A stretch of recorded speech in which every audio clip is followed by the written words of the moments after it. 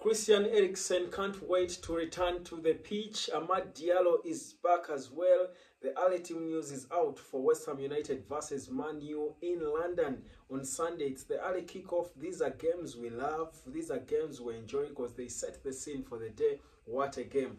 After an impressive performance against Liverpool, the world now is waiting to see what next Erik ten Hag and co have got to offer against what should be a lower opponent, at least if positions on the log are anything to go by. Liverpool, by the time we held them, were leading the pile, whereas West Ham are just a place below us in the table, in the English Premier League table. That's how it looks. Well, West Ham United has got 27 points to their name, just a place below Manchester United, who have got 28. So definitely it's going to be a close battle. But the good news for United is that Christian Eriksen returns for the first time after that long injury from last month when we beat Luton by a goal to nil. That's when he got injured, and today he trained well with the rest of the teammates. So the expectation is that he will be back. His recovery is going on track, so he should be back for that trip to London. So is AMAD Diallo. So that presents Diallo has been reportedly back to training for quite a while, but he has not been fit to make the matchday squad. I think the late fitness stats have not been looking good, but it looks likely that this time the two of them will be in action. Now that for me is where the party will be, because remember, Bruno Fernandes as well returns after sitting out of that suspension, so the captain is back. Scott McTominay showed he could be a decent leader against Liverpool. So you wonder what kind of selection. Facundo Pellistri looked like he was in the mood. So the selection is going to be interesting for Erik ten Hag. But for me, the thing is, we are beginning for the first time to look at Manchester United that seems to be almost becoming complete. Whereas some players return as others leave. For example, Victor Lindelof is still a bit injured and sidelined. We know his injury is not so serious. Martinez is returning soon. The rest of all the other injured players are on their way back. So is Casemiro. So I feel like we are tending towards seeing Erik ten Hag's first 11 for the first time in a while, because his start United has been marred by injuries, especially this season. So you get the feeling that it's going to be an exciting, coming days as we head into the January transfer window. Erik ten Hag, like Man United have said, assessing the injury situation, that players will be back in January. Perhaps that's why United are not thinking about signing so many players, because imagine a kid like AMAD Diallo. If we do bring in other players, I've heard people talk of players like Palhinha, I think Rafinha as well. A couple of players have been lined up, at least on the lips of many or in the heads of many, who have come up to, actually some not even just in the heads, some have uttered what they think. But for me, this January, I think for me should be just about Greenwood returning. The rest of the other departments can still take us until the end of the season, until the summer, for us to make a proper, complete assessment of what we want to change and improve. So the return of Eriksen and AMAD then presents an interesting headache to Erik ten Hag if Bruno is also there. So how is he going to play them? Remember, Anthony as well has been the one talking in videos about Christmas. So he's an important player as well.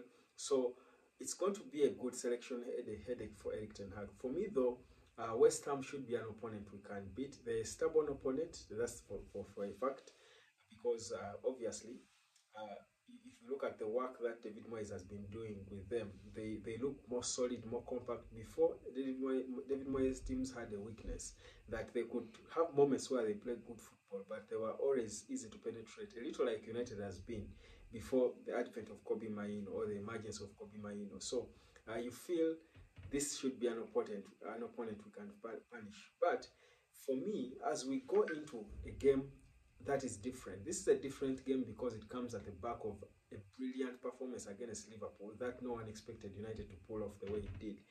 You want to give the fans an expressive performance. We don't expect United to be as cagey as we were against Liverpool. Against Liverpool, we had to give them the respect. We found our balance. If we are maintaining that balance, then we just have to find ways of being more proactive in our approach. Against Liverpool, we are never going to be proactive. There is no way we are going to be proactive. That would get us beat badly. But against West Ham, never mind us being away, I don't expect us to respect them the way we respected Liverpool.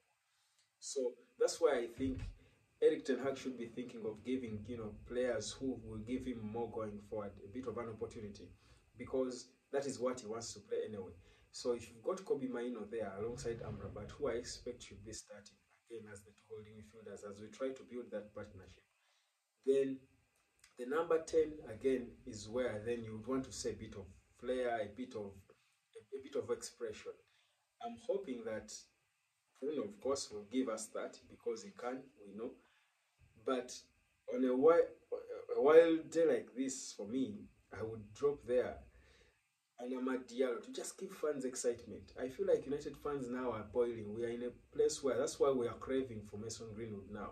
That we feel like, yes, Kobe Maino has made us look good, but we need some excitement. Someone who is going to burn, stuff the flies in our stomachs. Someone who is going to cause a fire in our stomachs. And you think that is never going to come from Bruno Fernandes. Yes, we love him. He's a captain. He's talented. He's important. But the fire, I think, for me, fire in our belly is going to come through the youngsters. That's just like Kobe Maino did. Just like we are still, again, fired up by Mason Greenwood, even when he's not playing at Old Trafford or at United. Players like Garnacho, the way he did, I feel like AMAD has got a lot to offer us. When will his opportunity come? When he's fully fit, of course. But I'm assuming, which is most likely going to be the case, he will be fit for the Sunday game. Will he be given that opportunity to start to excite us? Because you know what he can do with the ball on his feet. AMAD is probably the second most naturally gifted player at Man United.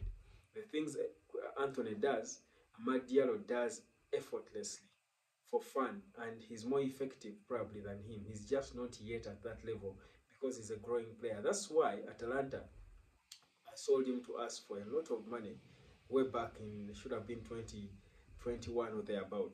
So I think Ten Hag is going to, how Eric Ten Hag selects his squad is going to be so important. After what we saw against Liverpool, I think now we expect now to have the only change we expect, I think, probably is pulling out Scott McTominay for Bruno. That's usually difficult for Ten Hag. He can actually choose to start Scott McTominay and take Bruno to the right. He can do that.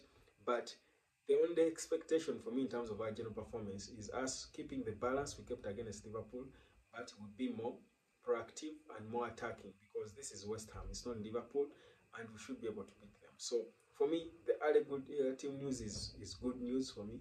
It's exciting. The people we've been wanting a back. Christian Eriksen back. You don't expect him to start really. He's been away for a long time. I don't think he will be starting. But I think the squad will have some more depth in it. It will look more exciting. Ten Hag will have options, more options, and there is no reason for him to struggle with substitutions because I think there will be a bit of more players to make use of on the bench, at least in the positions going forward. Maybe not in the center back or in the defense, because even Diallo was red carded, which is an opportunity for Wan-Bissaka to come back into the starting team. So the West Ham game is going to be an interesting one, and it's good enough. It's an early kickoff. So let's wait, of course, for tomorrow, the pre-match press conference. It will come, and we'll get to see who exactly will be available. But for me, the early team news is already giving us good signs that this should be a good game for Manchester United.